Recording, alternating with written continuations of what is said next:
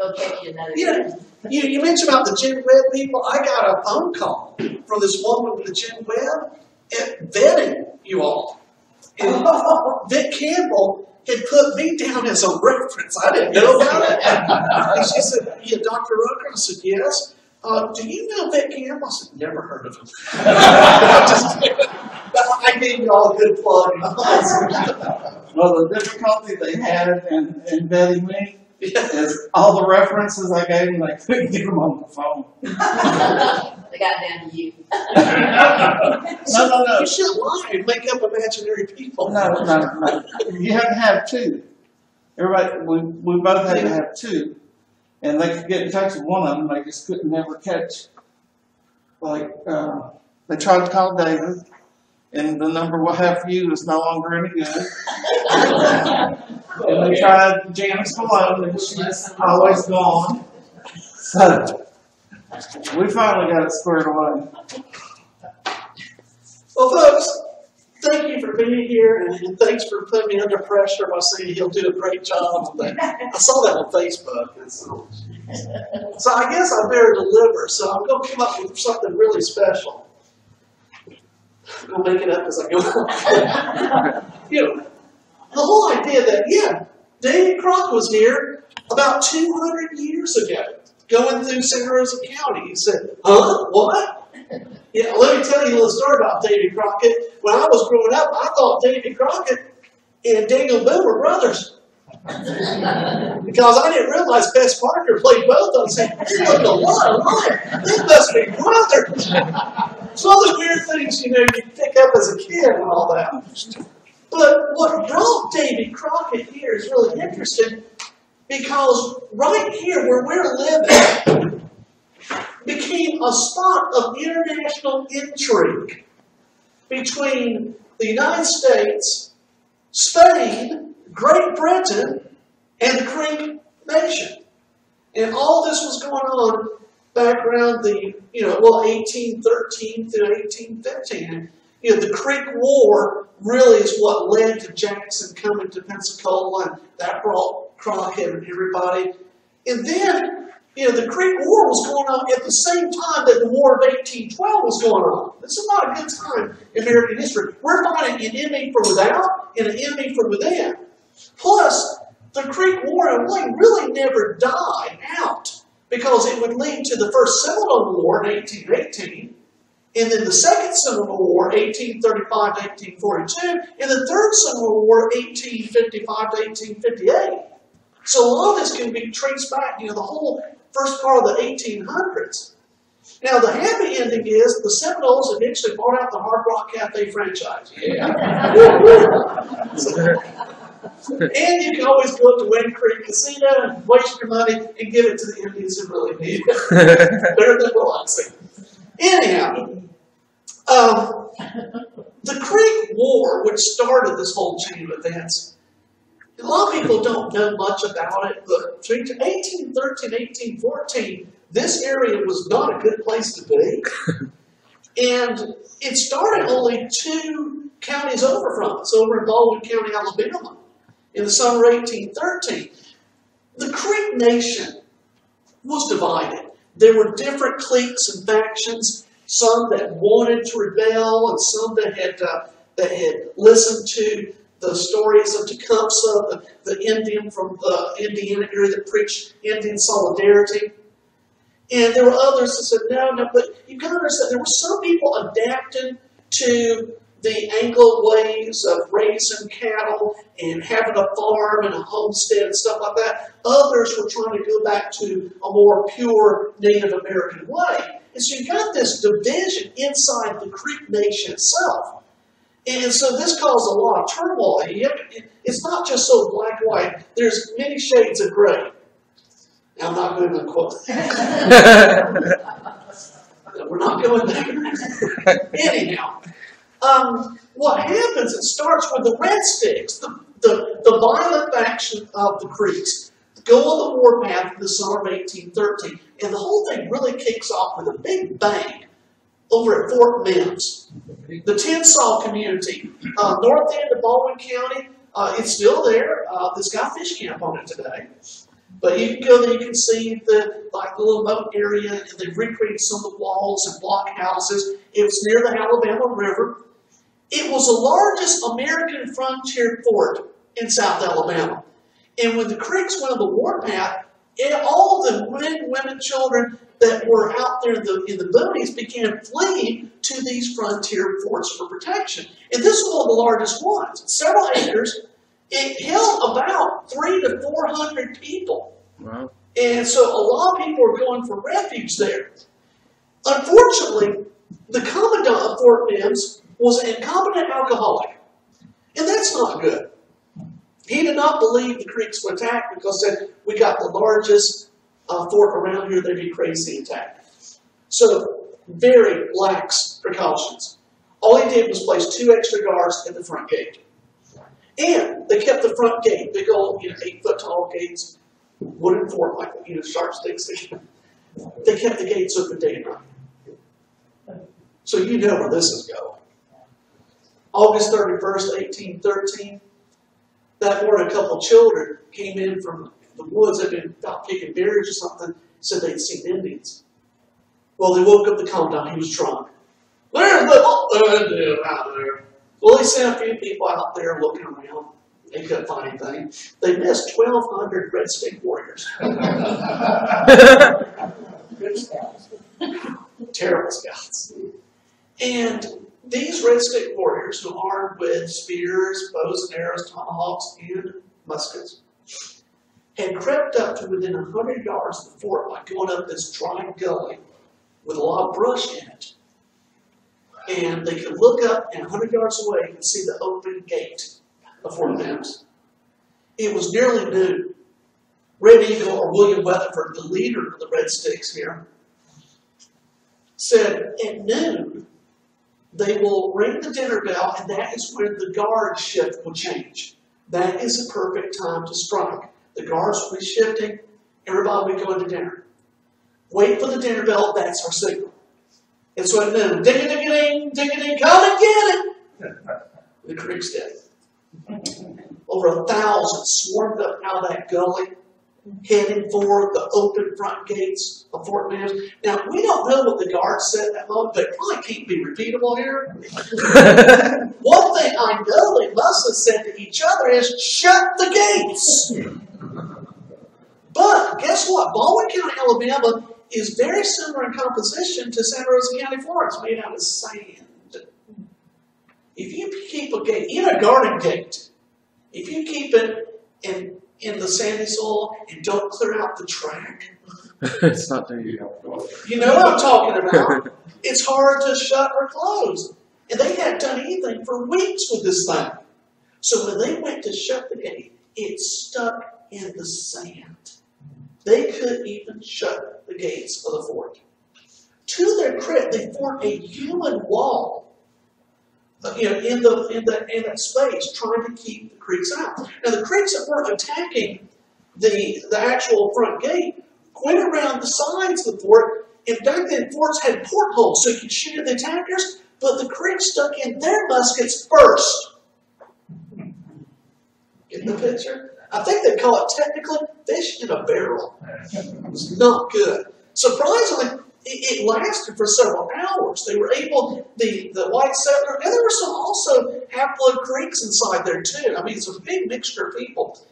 They fought for a couple hours, and the Indians withdrew, got some of their wounded and killed, and there was a lull. And later on that afternoon, they hit again, this time with fire arrows. One of the blockhouses, while women and children were, burned up completely. The fire arrows came in, started doing more damage. They finally broke through the wall of humans that there at the fort, broke it, and just began slaughtering everyone. Even William Weatherford could not control the brace. They just started chopping off people's arms and legs and stuff. I mean, it was a bloodbath. And it was one of the most horrible Indian massacres in American history. We're not sure how many people were killed. They estimated between 200 to 300. Right. There's just too many varied accounts. But it was a horrific thing. There were actually survivors. during the lull in the fighting, a group of settlers from inside the fort actually broke down, pushed one of the walls from the inside out, and ran out into the cane breaks and the swamps to hide. About half a dozen survived that. One woman crawled into a hollow log and stayed there for 3 days until help finally arrived. One guy survived the Fort Mims massacre because the night before he was drunk as a skunk. He was trying to stagger back to the fort and couldn't make it and fell into a wood pile that's halfway between the woods and the front gate of the fort. Next day about noon, he woke up. The sound of screaming and yelling and Indian war whoops. He sobered up incredibly quickly. And he saw them trying to shut that gate of the fort. He said, well, that's a hopeless cause. So if you're the only thing a reasonable human being would do, he said, "Pete, don't fail me now." And started running towards the cane breaks and the swamps down to the Alabama River. Well, with the Indians attacking was an Indian dog who saw this guy and took off running after him. Oh, great. Thank you for alerting my presence to 1,000 Indians. But the Creeks are focused on the fort. Not one guy run off that direction. But that guy doesn't know it. He just knows this Indian dog is chasing him. He's going through the cane breaks, going through the swamps, trying to get away from this stupid dog, thinking there's 1,000 Indians after him now. He gets down the Alabama River, jumps in. The dog jumps in after him. It's pretty wide there. He's like it's halfway across. The dog has caught up with him and crawls up on his shoulders and head, about to drown the man. He gets to the bank of the bank. Dog, shut up! Heads down towards Mobile, trying to let people know what has happened. First somebody gets to their little homestead. They're cooking some food and all that, some little biscuits. He gets one of the biscuits and throws to the dog. Dog ate it up, looked at could get rid of the dog, And he ended up keeping the dog, and the dog became his pet for the rest of the dog's life. This is why I love history. In the middle of this horrible massacre, there's a guy with a dog problem. By the way, that guy eventually moved out in the early 1830s to the province of Texas and lived near a place called San Antonio. No, he was not in the Alabama, but he was doggone close. Good grief. Wonder if there was a dog involved. Anyhow, this Fort Mims massacre just electrified, and scared the heebie-jeebies out of people in Alabama and Georgia, Tennessee. By the way, last weekend, August, every year, they had the Fort Mims reenactment. Thousands of people showed. You can sit in the bleachers, all the reenactors out there doing their little frontier stuff. At noon, they ding-a-ding-a-ding, ding-a-ding-a-ding, and the Indian reenactors come out of the woods, woo, like that.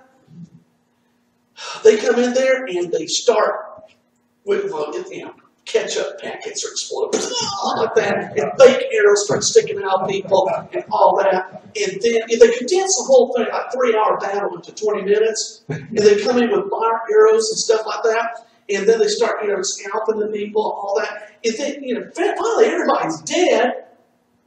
And then you go,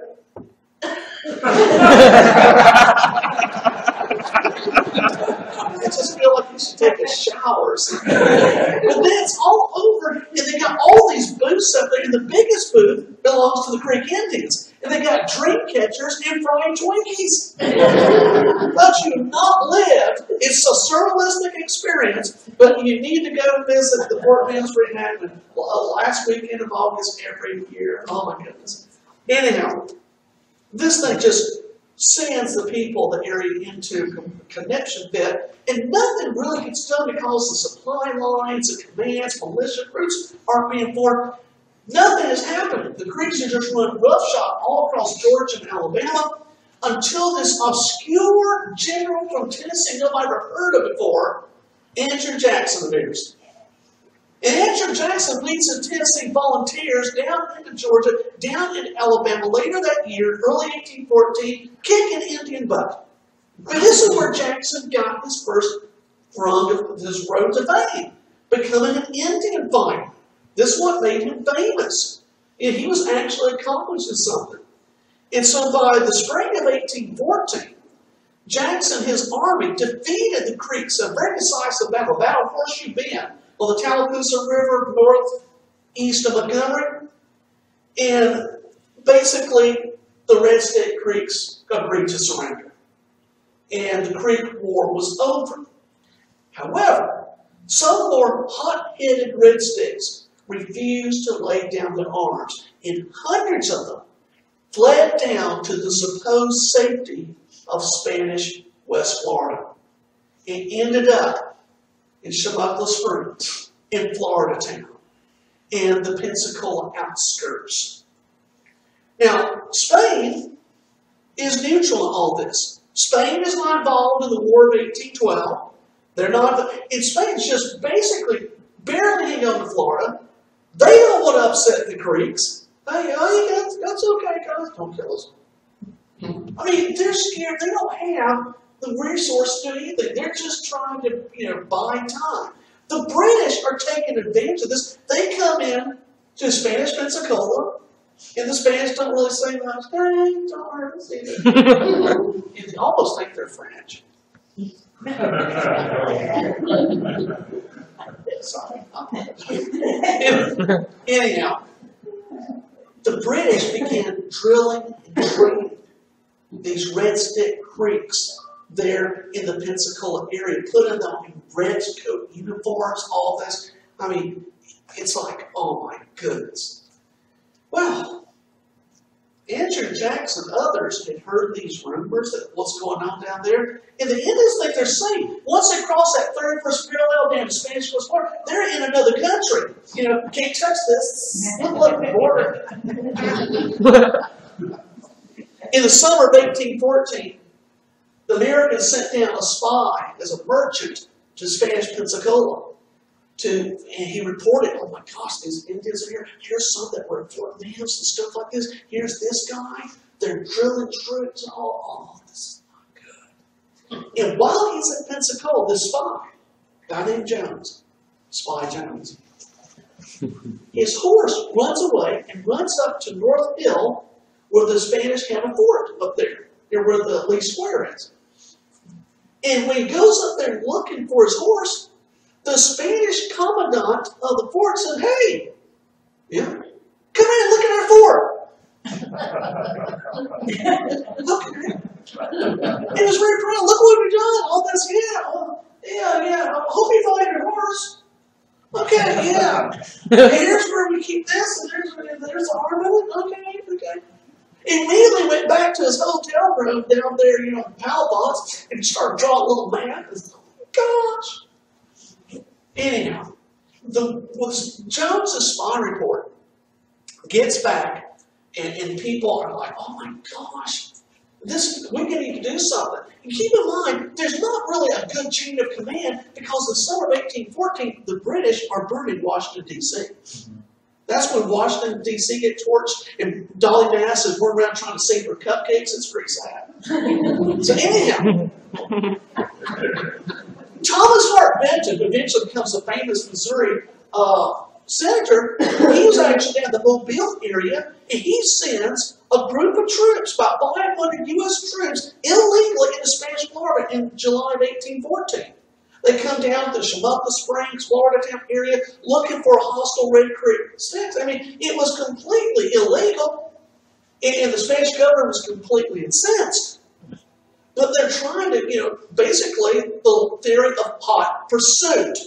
If there's an area that's harboring enemies, they're doing things to your country, you've got the right to do that. It's all very complex, and like I said, remember what's going on. Washington, D.C. is being burned, things are going on outside and inside.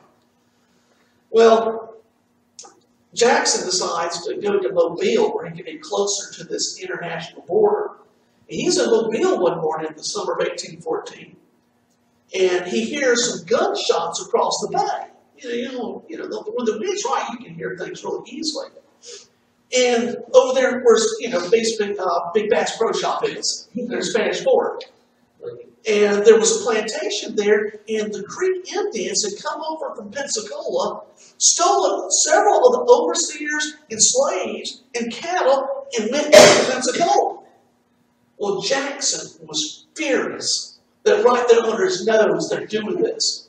About that time, there was a Spanish ship had shipwrecked, got floundered down Dolphin Island. Jackson had the Spanish sailors seized and writes a letter to the Spanish governor in Pensacola. "Sir," says Jackson, "you have thrown the gauntlet, and I will take it up. The law of nations justify the pursuit of an enemy into the territory of a neutral nation when that nation has due notice of the hostility and suffers them to take shelter in their territory. This, I am well advised, was the case of the Scambia, of which you complained, that earlier raid. 3 Spanish sailors will be held as security for the restoration of Mr. Donnelly's overseer and Negroes. Should those men have been murdered by your Indians, you will recollect my promise to you.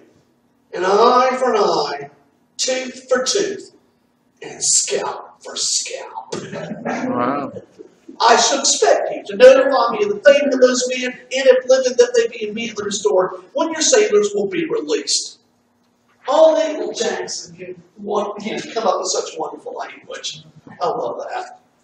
Well, unfortunately, nothing really changed.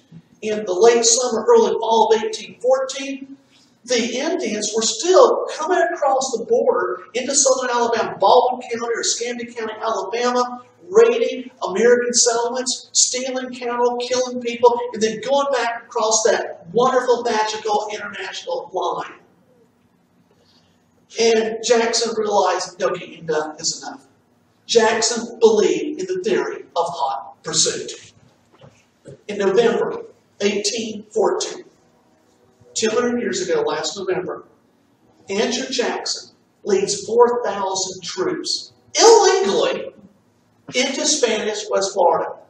He basically comes down through South Wilmington and does not stop, just goes all the way down Highway 29, basically that route, and ends up accidentally on purpose capturing Spanish Pensacola. The British take off, they sail off with all of their runaway slaves and their Red State Creeks that were there. They skedaddle. And so Jackson, you will not harbor enemies of our country. While he's down there in South Halifax, he found Spanish newspapers. Even back then, the media gave everything away. These newspapers are coming from the Caribbean. And they're reporting that, we just found out that down Jamaica line, the British are assembling a huge army. They're going to attack the Americans somewhere along the Gulf Coast. And Jackson, it's not good. So he sends out his own spy network, finds out the intended target is New Orleans. This is November 1814. They find out the British have a huge army. They're fixing to end up going into New Orleans, seize and control the mouth of the Mississippi. This is not good. And so Jackson heads back up into Alabama, gets some supplies, and then gets on I-10. He wishes. He heads to New Orleans as fast as he can with a motley group of people. He gets there just before the British land. He's got some hundreds of regular army. He's got militia troops. He's got friendly Indians, Choctaws and Chickasaws. He's got a contingent of free blacks from New Orleans. He's got some Cajun pirates. Multicultural, thou is thy name. So guys, we're all Americans. Come on. Look, they're still wearing those stupid red coats. They're still marching in tight formation. Here they come. Don't shoot till you see their nostril hairs. And so the British march up there, and Chalmette and all that, and the Americans open fire, and the British fall down, and they fall down, and they fall down, and then they run away. The British lost 2,100 soldiers in the Battle of New Orleans. The Americans lost 13. A huge American victory. That's why there's a song about it. I know all of you are thinking that, right? Well, then the British sail away, and like a couple days later, the word comes, hey, they signed the peace treaty between the United States and England Christmas Eve. This is like January 1815. What? You mean the war's already over? Yeah. Yeah. Well, okay, but while Jackson is going on to fortune and glory with the Battle of New Orleans, he was concerned about Pensacola and the Red Stick Creeks that are still in this area. So he wanted a rearguard action to mop up these hostile creeks that are in Pensacola, stretch all the way to the Big Bend area, the Swanee River, Apalachicola River.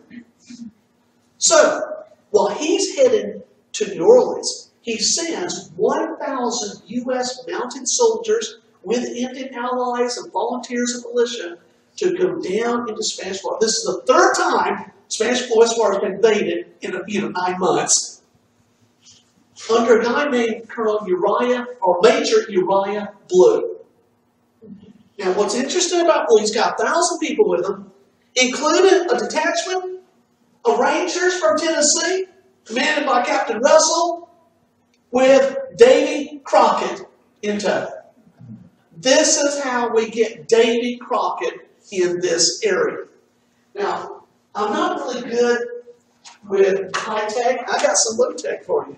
If you'll pass these back, I have visual aid. I have a map with color drawn by my own sweaty little hands. It shows you the route of Blue's troops to Pensacola and West Florida looking for these hostile Red Stick Creeks, and the route they took across the Panhandle. And keep in mind, this is December, late December 1814. It was brutally cold. They got horses. There is no good pasture or hay and grass for the horses. It had been raining for weeks. The Scambia River is completely overflowing its banks. A big, wide swamp overflowing, deep water everywhere, frigidly cold. I think last weekend. Really, really cold. And Davy Crockett, as he writes in memoirs, said, went up the Scambia River to kill Injuns. Well, we do have some words.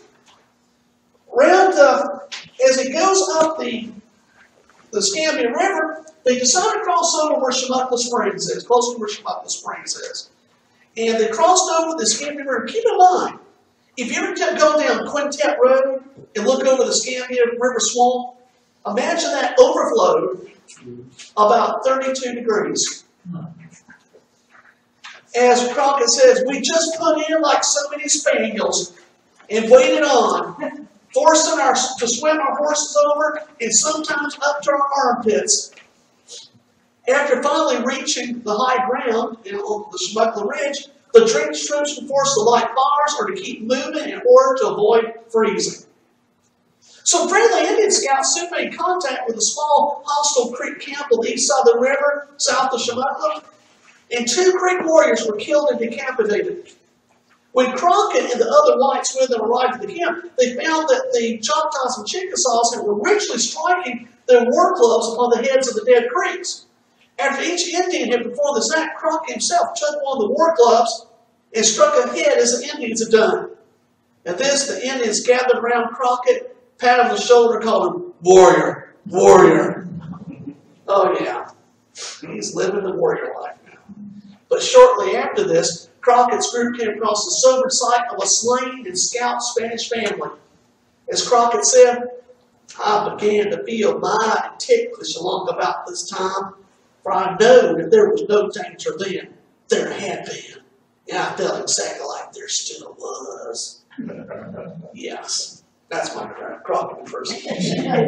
Anyhow, they made their way down to Florida town. There's another skirmish at Florida town after the Chemukla incident. They even go over to Pensacola looking for some escaped creeks there. Then they make their way, probably following the old Mulat to Milton Road. And they basically follow a little bit where what is Hamilton Bridge Road, crossed Pond Creek near where Arcadia Archaeological Site is, and then follow Hamilton Bridge Road into Berry Hill, and then up towards Munson Highway. And that was what what people called the Jackson Trail, Spanish Trail. It went by 1,000 different names, but there was an old Indian path that took you up all the way to Munson, eventually over to Yellow River, where you crossed over where Highway 4 is. And so they're following that particular route. There was a skirmish near Gum Creek, south of present-day Baker. Killed some Indians there, captured some more, sent them back. And they start heading further eastward to the Choctawhatchee River. Now keep in mind, it's brutally cold and there's nothing to forage. And their rations were practically gone and the strenuous marches were exhausting the men. Crockett recalled the experience in his memoirs. We were in extreme suffering for something to eat and exhausted with our exposure and the fatigues of our journey. I remember well that I had not myself tasted bread but twice in 19 days. I had bought a pretty good supply of coffee for the boat that reached us from Pensacola on the Scambie, and on that we chiefly subsisted. Anyhow, they heard there was an Indian village on Holmes Creek, just east side of the Choctawhatchee River, where present-day Vernon is. If you don't know where Vernon is in Washington County, it's west of Wausau, and that's where they have the Possum Festival first Saturday in August every year. And that's south of Chipley. If you don't know where Chipley is, that's east of Pensacola. Anyhow, the map shows you where they ended up, going to this Indian village. And on Christmas Day, they make their way into the Indian village, hoping they'll get corn and supplies there. Indians were already gone, had deserted the place, and all the food was gone. Now you talk about a bad Christmas. Here they are, hoping at least they would get some food. They get nothing, and there's no provisions. There's no way that Major Blue can take his orders and go all the way to Apalachicola with the Swanee River. I mean, already they've overextended themselves. It's a bust, and they decide, okay, we've gone far enough. We need to head back. They split up. Major Blue decides to take his U.S. regular troops and his friendly Indians back to the Scambia. Crockett and his Tennessee volunteers, they're headed out north into Alabama, try to get up to Fort Jackson, the Tallapoosa River that way. And it is brutally cold and nasty. Anyhow, as Crockett says, we face near starvation every day. Crockett wrote that they were so desperate that we all began to get nearly ready to give up the ghost and lie down and die. Game was scarce, and they took what they could get. As the army marched, wrote Crockett, I hunted every day and would kill every hawk, bird, and squirrel that I could find. Others did the same. It was a rule with us that when we stopped at night, the hunters would all throw what they killed in a pile, and then we'd make a general division among all the men. It actually got so desperate that Captain Russell prepared to shoot his own horse to feed some of the men. Eventually, though, they did get back to Fort Decatur and sites in the north where they got some provisions. So Crockett returns back to Alabama and back to Tennessee that route. Now Major Blue, he's still got a lot of hell to go through. They're making their way back to the Scambia River near where the Chemukla area is. And they're in no better condition. And as he writes in a apologetic letter to General Jackson, General Jackson, my command at this time are without provisions of any kind. The horses are unable to go any farther. I'm on my return march to Fort Montgomery. I will endeavor to scout what Indians may be on the Yellow Water River. If I've been able to procure provisions at Holmes Creek, as I calculated on, I will round up all the Indians this quarter. But owing to the want of provisions, I am compelled to return. It's not over. As the hungry troops marched westward to the Scambia River, Major Blue sent an officer advanced to Pensacola to obtain provisions. Unfortunately, the officer could not secure a sufficient supply at the Spanish port. In the first days of 1815, Blue's exhausted forces reached the eastern shore of the Scambia. There, a local settler named Marshall owned 7 undernourished milk cows, and Blue requisitioned 5 of these for his hungry troops. The next morning, however, Marshall discovered that his 2 remaining cows had been stolen. The butcher remains of the 2 animals were found near the American encampment, and Major Blue was promptly informed of this incident. Blue was no doubt aware of the favorable impression American forces had made upon the Spanish to the capture of Pensacola 2 months earlier. He doesn't want bad PR. The Americans had refrained from pillaging or looting, and Blue wanted to see that policy sustained. Blue quickly implemented a search of the camp, and the stolen beef was located in the company of a Captain Steele. Ironically enough. The frustrated major took disciplinary actions upon the thieves. A drumhead court-martial found Steele and 9 of his men guilty. The men were summarily sentenced to 15 paddles each to be applied to the bear skin. That's right, they were paddled. Because Steele was found with much of the stolen beef in his possession, Major Blue ordered that he be averted. 20 camp kettles were tied around Steele's neck. He was forced to drag them to the river, and there he was placed in a canoe and set adrift on the Scandinavian River. We don't know what happened to Steele. Now, a few years later, I found another Steele who ended up as a quartermaster officer, a person in charge of supplies. Could it be? Oh, yeah. Anyhow, there's another person that might be the same guy who ended up a lawyer, which is basically the same thing. There are honest lawyers out there. I know 2 of them. Anyhow, good grief. Yeah, I wonder what did. Gosh, can you imagine being set adrift down there? Well, Blue, there actually is a postscript to this. Blue is about to head back up to Alabama and the American border.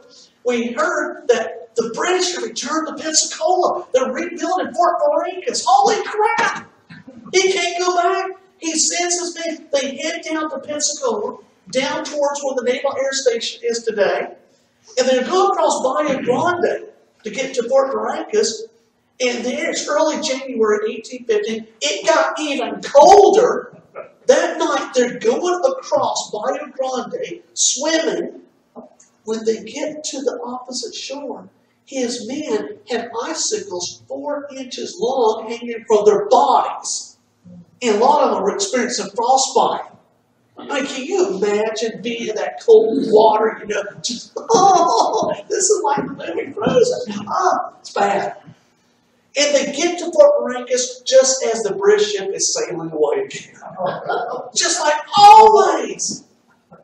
So, oh my gosh, okay, let's head back. So they head back to Alabama. He gets to Alabama and says, hey, we got problems at Fort Valley, where Fort Morgan is today. The British are there. They head back down there and just miss the action there. So my gosh, Blue definitely took leave after this and took a break. And so, this was a crazy time, but all this was going on in this time period. And eventually, what would happen at Pensacola had repercussions with the Negro Fort over at Fort Gadsden is today on Apalachicola River, and that would lead to the First Seminole War, where Jackson would invade Spanish Florida again illegally, go in 1818 all the way to the Swanee River, captures 2 British soldiers who were trading with the Indians and giving them guns. We're not at war with Spain. We're not at war with England in 1818. What does Jackson do? He court-martials them in Spanish Florida, sends them to death, and executes them. This is like a group of Rangers invades Toronto. They find 2 Iranians and string them up in the town square. They practically had to have a bureau in Washington, D.C. to apologize for what Jackson's done this week. Then, he's not through. After he executes these 2 British soldiers, he hears that the Creeks are attacking Pensacola again. So he marches all the way over to Pensacola and captures it again. This convinced Spain they could not even control and police their own colony.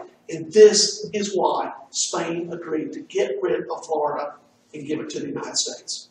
A lot of people say, we bought it, there's $5 million involved. What the United States is, we paid off $5 million in Spanish debts that were owed to Americans and American citizens. So, in 1821, after a long treaty and ratification, finally, Spain rids itself of Florida. It was a lost cause. It was a white elephant. The United States takes over July 17, 1821, Plaza Ferdinand. The Spanish flag is lowered, the American flag is raised, and taken over as the provisional governor of Now, American Florida is General Andrew Jackson. Why? Frequent invader mileage. You ever been to Pensacola? Yeah, I've made it twice illegally. Okay, good man. You know where everything is. Yeah, I know where McGuire's is. Now, poor Jackson didn't stay long. Rachel really didn't like it. His wife couldn't stand it because the stores were open, on Sundays. There was pool. There was bowling. There were women of ill repute. I guess you and plus, the streets are made out of sand. So, poor Jackson. But he's on to bigger and better things. But, this was what's going on here. It's sort of a nexus of the Creek Nation, of the United States, Spain, Britain. All this has happened at the same time. And in commemoration of this is the bicentennial of all this happening in November of 1814. And so what the Pensacola Historical Society did, we did a special edition, The Panhandle in the War of 1812, with several articles covering about Jackson, about Uriah Blue, the Jones Spy Report, the Negro Court. And this wonderful thing is available for $7 for if any one of you is interested. And yeah, I got a couple articles in here too. But we did want to commemorate this. Look, we even got a map in color. What the United States looked like then. So if you're interested in this topic, it's fascinating because all this, you don't think of, everybody says, oh, you live in South Alabama. No, we don't. You live in LA, Lower Alabama. No, you live in Upper Florida. Florida was there first. People think nothing ever happened here, but this was an international struggle. And so this is a really good way of celebrating some of our heritage and to understand a little bit about what happened. And while I'm here making shameless plugs, if some of you are interested in the Panhandle, America's Forgotten Wonderland, I do have copies of my book on the Panhandle history. But anyhow, thank y'all for being here and putting up with my ramblings. And so nice. And what's cool is a lot of you are probably related to people that came down with Jackson, with the Tennessee Volunteers, because a lot of people, the Jernigan family in particular, they're the ones that were with Jackson there in South Alabama, and they had seen, once they'd seen the Panhandle, said, when the United States acquires this land, this might be a good place to homestead. So this is what led a lot of people in South Alabama, Tennessee, and other areas to realize this might be a place to pick up the family and move to. So a lot of our ancestors were probably either directly or indirectly influenced by all these actions. Anyhow, thanks so much for your time. Guys,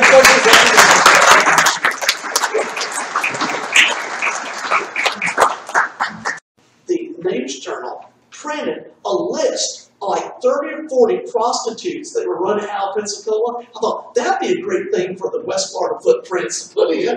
Here may be some of your great grands. It's genealogy.